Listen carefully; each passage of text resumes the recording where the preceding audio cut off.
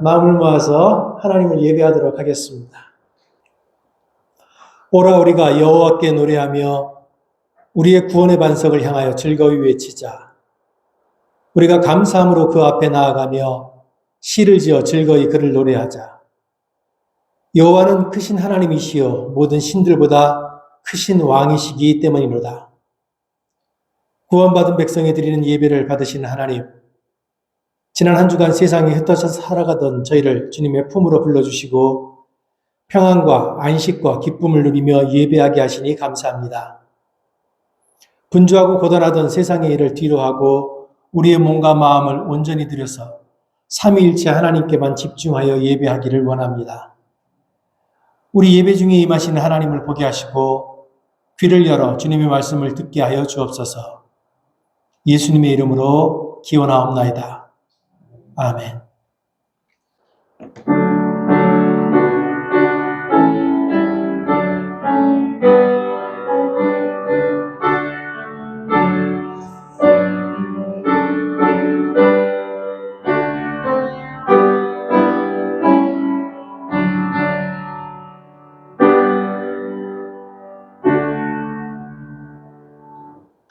최계영 집사께서 기도하실 때 다 함께 기도하겠습니다. 사랑하는 하나님 아버지, 오늘 저희가 모여 주님 앞에 나와 예배를 드릴 수 있게 해주심에 진심으로 감사드립니다. 한 주 세상 속에서 살아오며 저희가 알게 모르게 지은 죄들이 있음을 고백합니다. 이 시간 구주 예수 그리스도의 십자가의 보혈로 씻어주시고 정결케 하여 주시며 담대히 그리스도의 의의 옷을 입고 이 시간 보좌 앞에 나아갈 수 있도록 축복하여 주시기를 원합니다. 얼마 전 중부 지역에 허리케인이 닥쳤습니다. 여기 모인 저희들은 다행히 큰 피해를 입지 않았으나 저희 주변에 많은 이웃들이 피해 가운데 있음을 알고 있습니다. 부디 주님 당신의 긍휼과 은혜로 그들을 위로하시며 회복시켜 주시기를 간절히 기도드립니다. 오늘 저희 교회에서 새로운 가족들을 환영하는 날입니다. 우리가 링컨 교회에서 만난 것은 우연이 아닌 주님의 인도하심을 믿고 있습니다. 주님의 지체로 저희를 불러주셨습니다. 지체의 어느 기관 하나도 의미가 없는 것이 없듯이 저희가 연약한 자 있으면 서로 감싸주고 아픈 자 있으면 도와주고 서로 그리스도의 사랑으로 연합하여 그리스도의 진정한 분량까지 자라날 수 있는 그리스도의 기쁨이 되는 링컨 한인교회가 될 수 있도록 축복하여 주시옵소서. 주님께서 이 링컨 교회에 주의 종 박경현 목사님을 세워주심에 진심으로 감사드립니다. 먼 길을 오갈 때마다 성경님 안전하게 지켜주시고 무엇보다 주님의 능력에 사로잡혀 성령의 갑옷을 입혀주시사 담대하게 그리고 감사함으로 맡겨진 사역을 감당하셔 주님께 착하고 충성된 종으로 칭찬받는 박 목사님 될 수 있도록 축복하여 주시옵소서. 이 자리에 경제적인 문제 또는 육체의 아픔과 외로움 그리고 학업과 진료의 어려움 등을 여러 가지 또 어려움을 겪고 있는 지체들이 있다면 아버지 속히 그들의 한 사람 한 사람을 만져주시고 위로와 평안의 영으로 축복하여 주시기를 간절히 기도드립니다. 오늘 목사님께서 단위에서 선포하실 말씀 가운데 저희 한 사람 한 사람의 마음에 주님께서 하시고자 하시는 은혜의 말씀으로 임하여 주시고 저희가 한 주를 살아갈 수 있는 강한 능력의 힘을 아버지께서 충만하게 허락하여 주시기를 간절히 기도드립니다. 오늘의 예배의 시종을 주님께 온전히 의탁드리며 살아계신 주 예수 그리스도의 이름으로 간절히 기도드립니다. 아멘. 오늘 우리에게 주시는 말씀은 요한복음 4장, 고린도전서 3장, 히브리서 10장의 말씀입니다. 여자가 이르되 주여 내가 보니 선지자로소이다.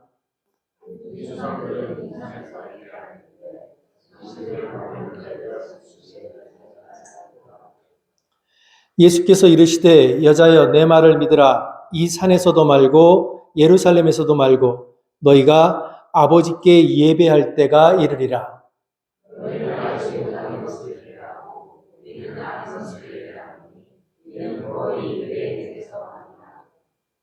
아버지께 참되게 예배하는 자들은 영과 진리로 예배할 때가 오나니 곧 이때라. 아버지께서는 자기에게 이렇게 예배하는 자들을 찾으시느니라.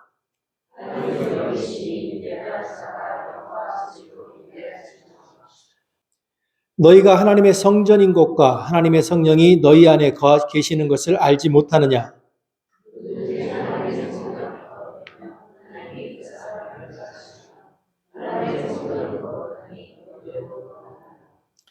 그러므로 형제들아 우리가 예수의 피를 힘입어 성소에 들어갈 담력을 얻었나니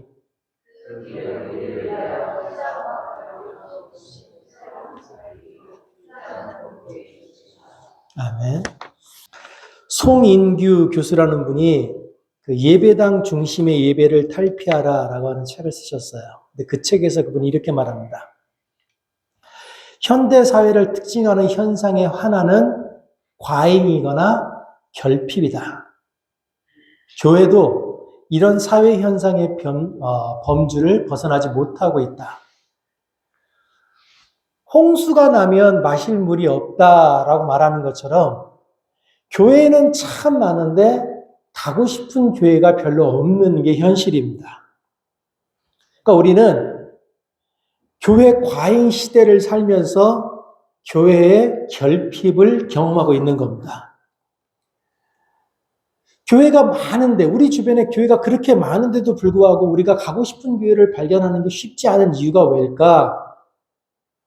왜냐하면 아직도 교회가 성전에 머물러 있는 교회가 많기 때문입니다. 이스라엘 사람들은 예수님이 이 땅에 오셔서 사시다 죽으시고 부활하시기 전까지 성전에서 제사를 드리면서 하나님을 만났습니다. 그런데 이스라엘 사람들이 예루살렘 성전에 간다 그래서 그곳에 간 모든 사람이 다 하나님을 만날 수 있는 건 아니었습니다. 성전 안에 지성소라고 하는 특별히 구분된 공간이 있었는데 그 안에 들어가면 휘장이 쳐 있습니다. 이스라엘 사람들은 하나님이 지성소 안에 계시는 것이 아니라 지성소 안에 있는 그 휘장 뒤에 계시다고 믿었습니다. 더 큰 문제는 하나님이 지성소 안에 있는 휘장 뒤에 계시는데 그나마 그 지성소에도 아무나 들어갈 수 있는 게 아닙니다. 1년에 한 번씩 대속죄일에만 제비를 뽑아서 뽑힌 제사장이 유일하게 1년에 한 번씩 들어갈 수 있었습니다. 1년에 한 번 제비에 뽑혀서 그 지성소에 들어간 사람이 유일하게 하나님의 말씀을 듣고 나와 사람들에게 하나님의 뜻을 전하는 겁니다. 그래서 지성소는 일반인들과 선택된 제사장을 구분하는 장소였고 그 지성소 안에 있던 휘장은 하나님과 사람의 관계를 상징하는 일종의 장막이었습니다. 이 휘장이라는 건 사람과 하나님 사이에 놓여서 하나님과 인간의 관계를 단절시키는 의미를 가지고 있기도 합니다. 그런데 이 휘장이 예수 그리스도가 십자가에 달려 돌아가실 때 찢어졌습니다. 마가복음 15장에 보면 예수께서 큰 소리를 지르시고 숨지시니라. 이에 성소 휘장이 위로부터 아래까지 찢어져 둘이 되니라. 예수 그리스도가 십자가에 달려 죽으심으로 하나님과 우리 사이를 가로막고 있었던 그 장벽이 사라졌다는 말입니다. 하나님과 우리 사이를 가로막고 있던 그 휘장이 예수의 죽음으로 말미암아 더 이상 존재하지 않게 됐다는 말입니다. 다른 말로 하면 휘장이 없어졌다라는 의미는 우리가 이제 더 이상 꼭 성전에 가지 않아도 된다는 말입니다. 고린도전서는 이렇게 말합니다. 너희는 너희가 하나님의 성전인 것과 하나님의 성령이 너희 안에 계시는 것을 알지 못하느냐? 누구든지 하나님의 성전을 더럽히면 하나님이 그 사람을 멸하시리라. 하나님의 성전은 거룩하니 너희도 그러하니라. 이스라엘 사람들은 예루살렘만 성전이었어요. 하나님을 만나려면 예루살렘으로 가야 했어요.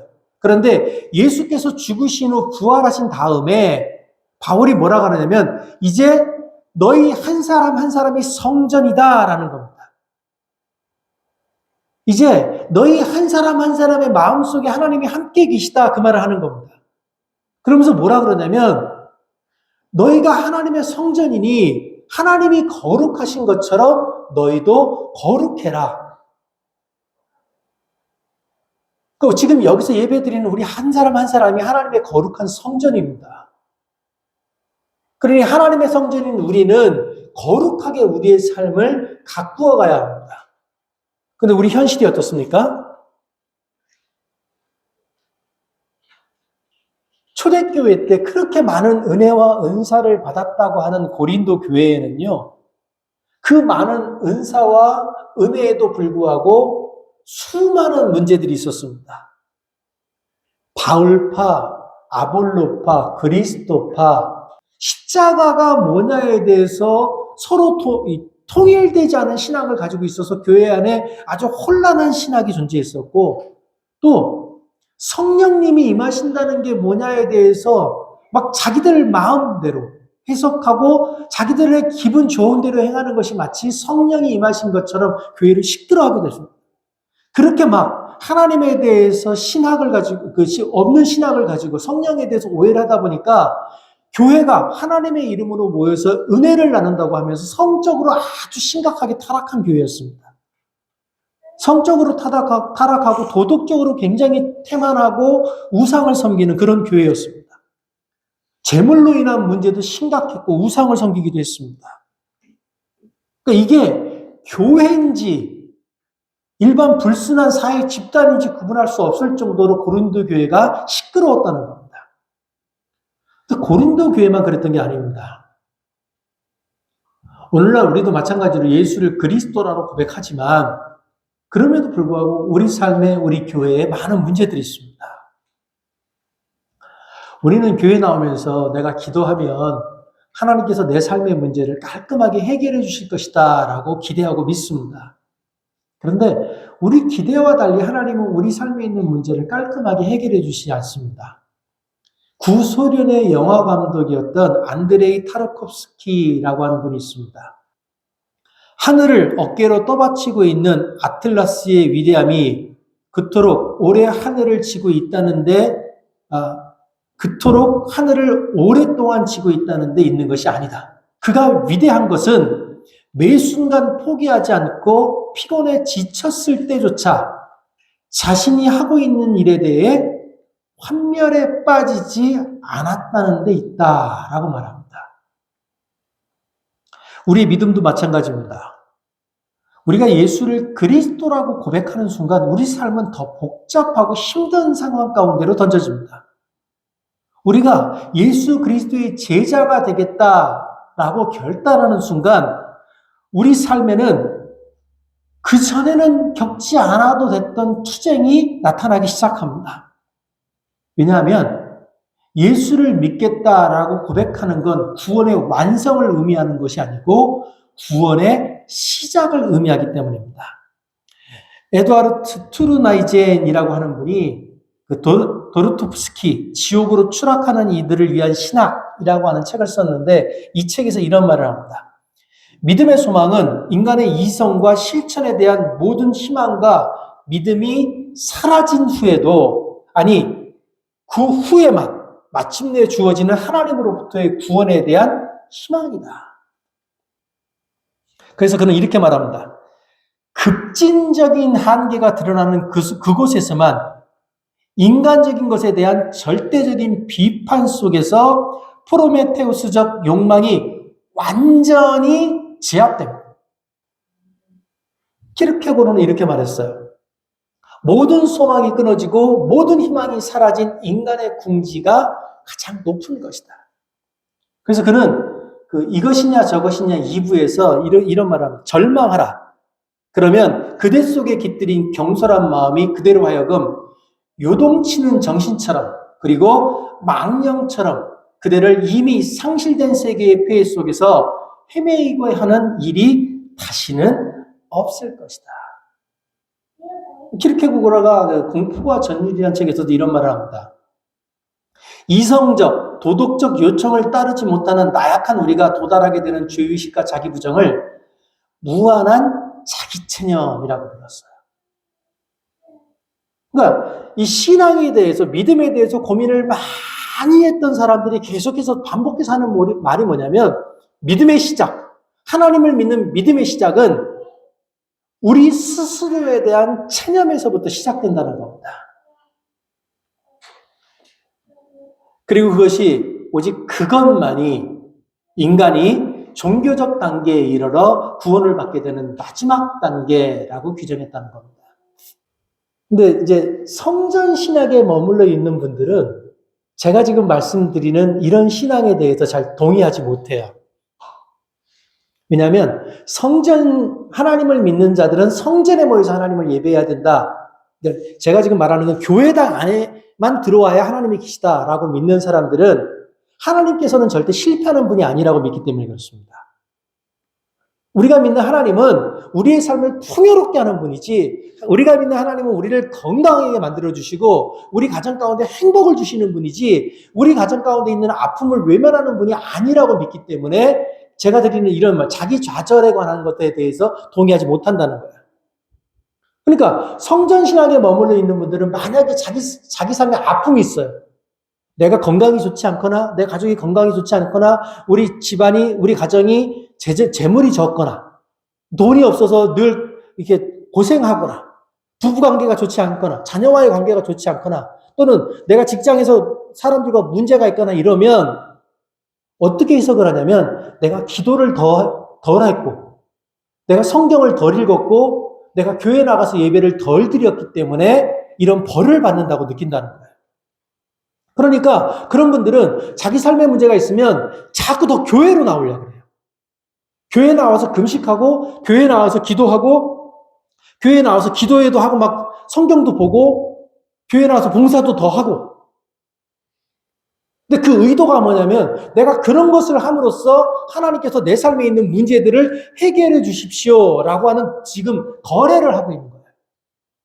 이게 다른 말로 하면 예수 그리스도께서 오시기 전에 이스라엘 사람들이 성전에 나가서 자기 삶의 문제가 있으면 짐승을 잡아 죽여 그 피를 제단에 뿌리고 하나님을 예배했던 것과 똑같은 행동을 하고 있는 겁니다. 그러니까 하나님을 믿고 섬기는 이 교회를 지금도 예루살렘 성전처럼 자꾸 생각을 한다는 거예요. 그렇게 사는 사람들은요, 내가 내 삶의 자리에서 내 삶을 정결하고 깔끔하고 아름답게 살아가지 못하는 것이 하나님의 성전을 더럽히는 것이다 라는 걸 이해하지 못합니다. 이런 분들은 내 삶의 방식과 상관없이 자기가 교회에 나와서 하나님을 예배하고 헌금하기만 하면 하나님께서 내 삶의 모든 것을 해결해 주실 것이라고 믿는 거예요. 그런 이유로 그런 사람들이 많이 교회에 모이면 교회가 죄악의 역겨운 냄새로 가득 차게 되는 겁니다. 그래서 바울이 누구든지 하나님의 성전을 더럽히면 그 사람은 하나님이 멸하실 것이다 라고 경고하는 겁니다. 본문에서 그 더럽히다라고 사용된 이 푸테이로 이 단어가 뜻이 멸하다, 부패시키다, 타락시키다는 거야.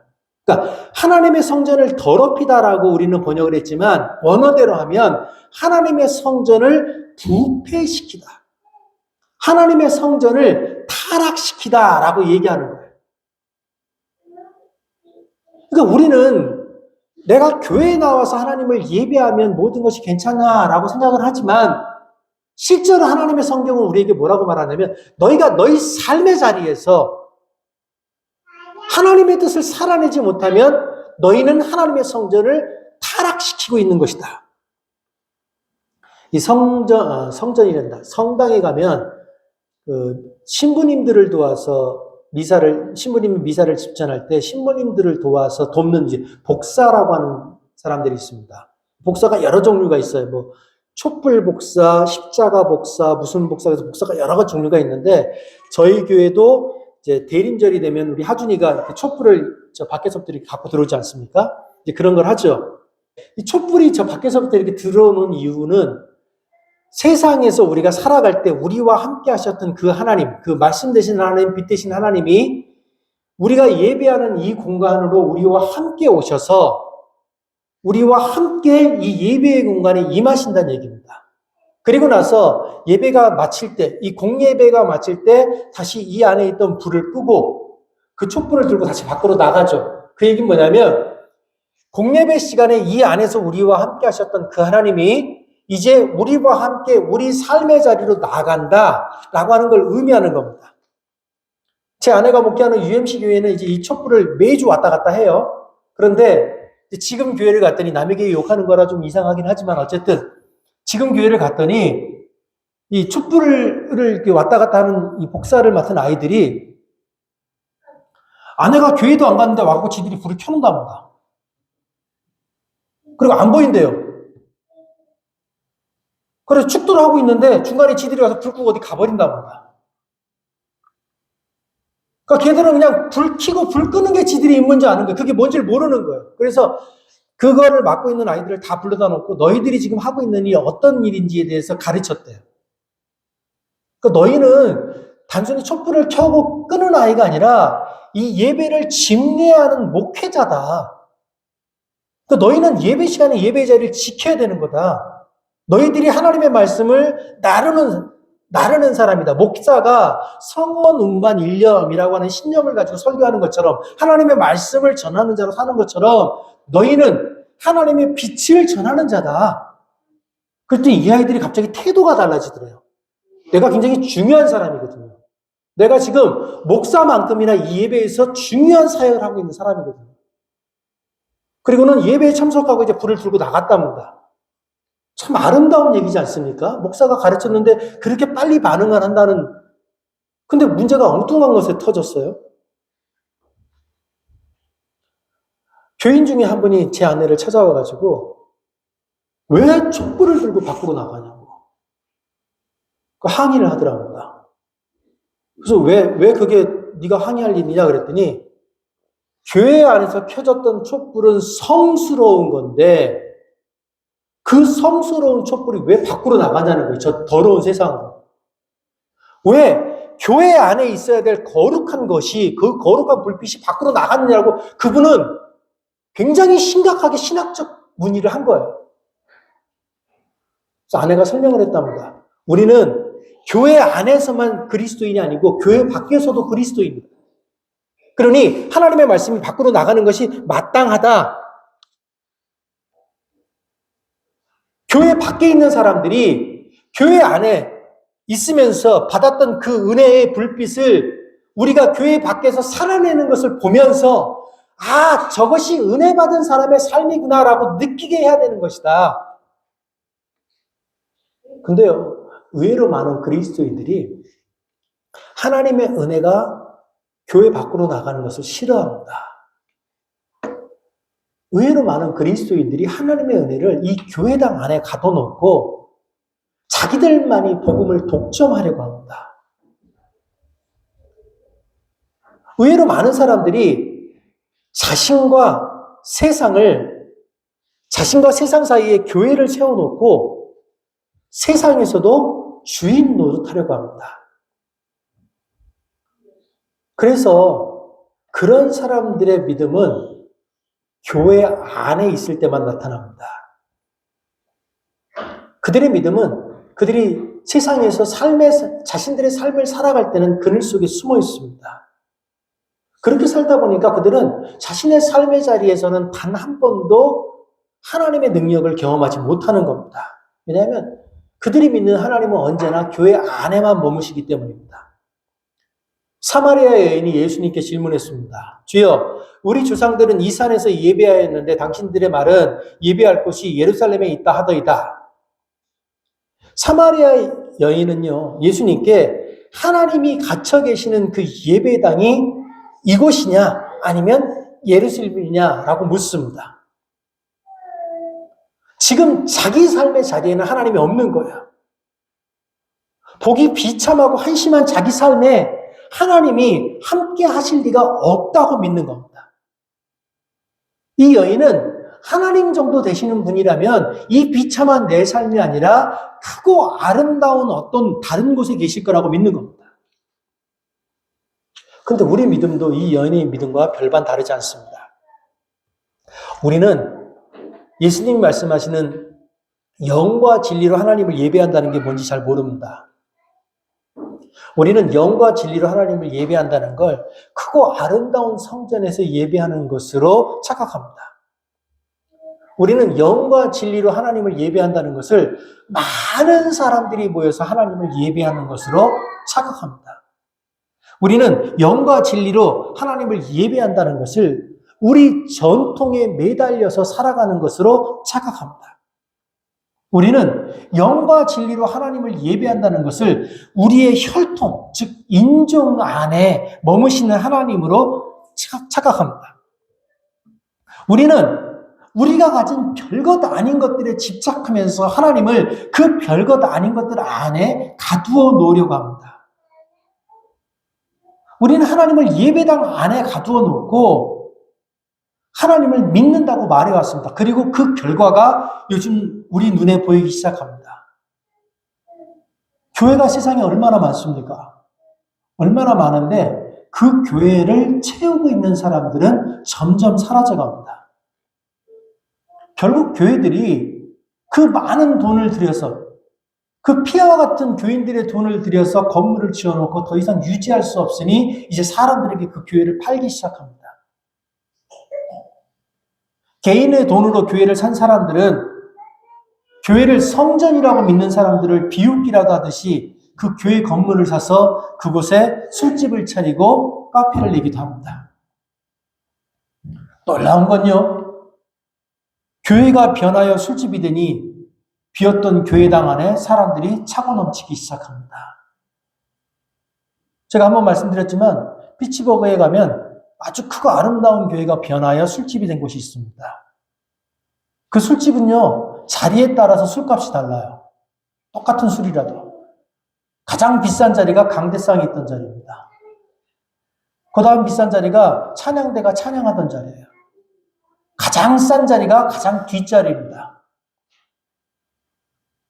그렇게 교회를 조롱하는 거예요. 그게 현실입니다. 오르간이 있던 자리에 뭐 큰 통이 있어요. 저걸 사면서도 오르간을 안 쳤나 그랬더니 그게 맥주통이에요. 오르간 파이프가 있던 자리에 그걸 떼놓고 거기다 맥주통을 달아놨어요. 교회가 그렇게 수치를 당하고 있습니다. 우리가 하나님의 은혜를 살아내기 위한 결단을 포기하고 하나님을 교회당 안에 가둬놓았을 때 교회는 세상에서 밀려나기 시작했고 세상은 교회를 조롱하기 시작했습니다. 우리가 하나님을 떠났을 때 세상은 우리와 하나님을 조롱했습니다. 사마리아 여인이 예수님께서 어디에서 하나님을 예배해야 하느냐라고 묻습니다. 그러자 예수님이 여인에게 이렇게 말합니다. 너희가 아버지께 예배할 때가 이르리라. 어디에서 예배해야 됩니까? 라고 물어봤더니 예수님께서 때에 관해서 얘기를 하십니다.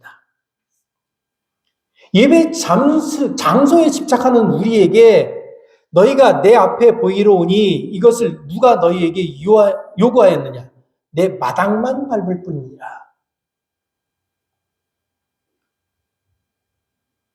하나님을 예배당 안에 가둬놓고 그 예배당이라는 장소에 집착하는 사람들에게 뭐라 그러냐면 너희가 내 마당만 밟는다라고 얘기를 해요. 하나님을 예배하는 게 아니라는 얘기입니다. 요한복음 4장에 이렇게 말합니다. 너희는 알지 못하는 것을 예배하고 우리는 아는 것을 예배하노니 이는 구원이 유대인에게서 났습니다. 하나님을 믿는다라고 하는 건요, 하나님을 안다는 겁니다.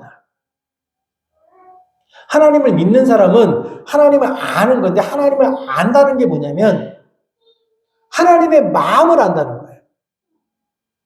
지금 하나님이 어떤 느낌을 가지고 계신지를 안다는 겁니다. 지금 이 순간 내가 삶을 살아가는 내 삶의 매 순간 하나님께서 무엇을 원하고 계시는지를 안다는 거예요. 하나님이 이 세상을 바라보면서 얼마나 마음 아파하고 있는지를 안다는 겁니다. 근데 평생 교회를 다녔는데도 나는 예수님을 만났어 라고 주장하는데도 불구하고 하나님의 마음을 느끼지 못하고 있다면 그 사람 평생 교회만 다녔지 하나님을 단 한 번도 만나지 못한 겁니다. 그런 사람을 이사야는 너희가 교회 마당만 밟고 있다라고 얘기하는 겁니다. 예배하다라고 하는 이 단어는요, 존경의 표시로서 손에 입을 맞추다, 깊은 존경의 표시로 땅에 무릎을 꿇고 머리를 조아리다라는 의미입니다. 존경하다, 순종하다라는 의미입니다. 그러니까 우리가 하나님을 예배한다는 건 예배당에 나왔다, 예배당에 나와서 헌금을 드렸다라는 게 아니에요. 이 자리에서 전심으로 우리가 하나님을 존경하는 그것이 예배한다는 거예요. 그러니까 지금 우리 마음에 우리의 존경심이 하나님을 향해 있지 않으면 우리는 하나님을 예배하고 있는 게 아니라는 겁니다. 아버지께 참되게 예배하는 자들은 영과 진리로 예배할 때가 오나니 곧 이때라. 아버지께서는 자기에게 이렇게 예배하는 자들을 찾으십니다. 요한복음에서 영과 진리라고 말할 때는요, 이 영은 성령을 말합니다. 성령 하나님. 진리는 그리스도를 말씀하는 거예요. 그러니까 너희가 영과 진리로 하나님을 예배할 때가 온다. 그 얘기가 뭐냐면 성령과 그리스도와 함께 하나님을 예배할 때가 온다는 거예요. 그러니까 여러분이 지금 이 자리에 앉아 있으면서 성령의 감동하심과 그리스도의 말씀 안에서 들리는 그 진리를 느끼고 있지 못하다면 우리는 마당만 밟고 있는 겁니다. 당신의 생명을 우리를 위해서 내어준 그리스도의 심정으로 예배 드려야 한다는 겁니다. 우리는요, 우리 마음을 기쁘고 즐겁게 하기 위해서 예배를 드리는 게 아닙니다. 우리가 아무리 하나님의 이름으로 방언을 하고 예언을 하고 귀신을 내쫓고 병자를 내고친다고 해도 물론 이런 건 모든 걸 사모해야 합니다. 우리 정말 기도하면서 내가 방언을 할 수 있게 해달라고, 예언을 할 수 있게 해달라고, 귀신을 내줄 수 있게 해달라고, 병자들을 고칠 수 있게 해달라고 기도해야 돼요. 그러나 우리에게 실제로 이런 능력이 생겼다 할지라도 우리가 우리 마음속 깊숙이서부터 하나님의 말씀을 느끼지 못하고 있다면 우리가 하는 모든 행동들, 우리가 하는 모든 말들은 울리는 꽹과리처럼 세상을 시끄럽게 하는 것에 불과하다는 겁니다. 우리가 이 모든 것을 행할 능력이 있다 할지라도 우리가 우리 삶에서 우리 각자에게 주어진 그 십자가를 지지 않는다면 우리가 우리 자신을, 가족을, 교우를, 이웃을 사랑하지 않는다면 우리는 그저 허울만 좋은 그리스도인일 뿐입니다. 우리가 만일 하나님을 사랑한다고 하면서 하나님의 마음을 느끼지도 못하고 사랑으로 섬기지 않는다면 우리 하나님은 천지를 지으신 하나님이 아니라 그저 교회당 안에 갇혀 계신 하나님일 따름입니다. 여러분이 믿는 하나님은 어떤 하나님입니까? 우리는 우리 말이 아니라 우리의 삶을 통해서 우리가 믿는 하나님이 어떤 하나님인지 세상에 증거해야 합니다. 기도하겠습니다.